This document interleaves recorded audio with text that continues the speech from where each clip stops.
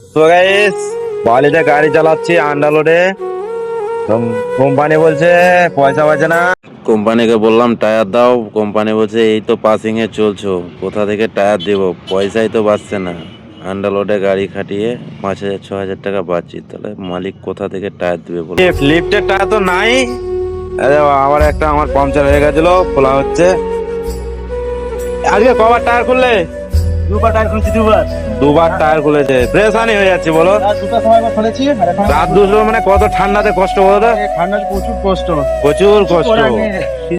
তো বন্ধুরা, আমরা অনেক টাকা দিয়ে বালি কিনে নিয়ে এসেছি। বালি কিনে নিয়ে এসে এই যে মার্কেটের হাল, ঠিকঠাক খালি হচ্ছে না।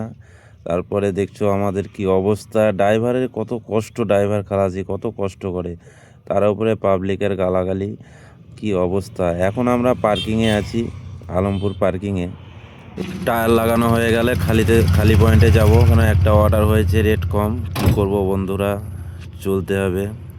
এই আমাদের হাল, এই অবস্থা। আশা করি সবাই ভালো থাকো, সুস্থ থাকো, আর আমাদের পাশে থাকো, আমাদের জন্য একটু দোয়া করবে।